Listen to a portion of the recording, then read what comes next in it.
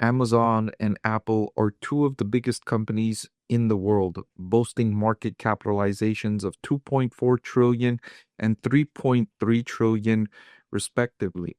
But which one is the better long-term investment for stock market investors buying these stocks today and holding for the longer term? All right, let's start with the revenue growth over the previous decade.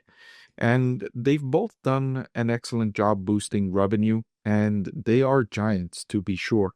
Amazon, in the most recent trailing 12-month period, generated a whopping $670 billion in revenue.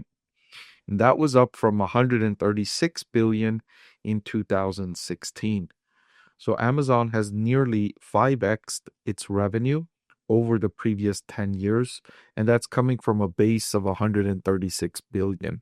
Very few companies in the world have 5x their revenue over the previous decade, and fewer still have done it at this large scale.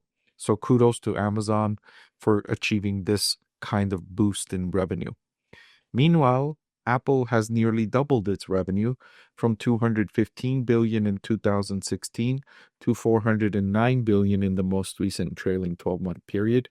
But since 2022, Apple has really struggled for growth.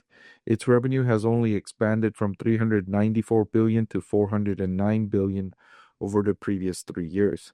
In the most recent quarter, Apple generated a surprising double-digit increase in revenue, and that was better than the management team was expecting. And so that was a surprise to be sure. But Apple has been noticeably behind, especially in artificial intelligence. It's failed to benefit from this boom, and investors are a little bit curious, including myself, about how Apple will generate growth going forward, especially as the company's being hit with the tariff headwinds.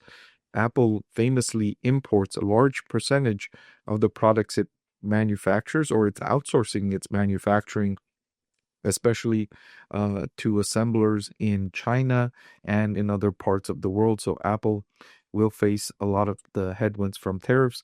Amazon as well, as a large percentage of its items that are sold on the platform are sourced from outside the United States, which will be impacted by tariffs.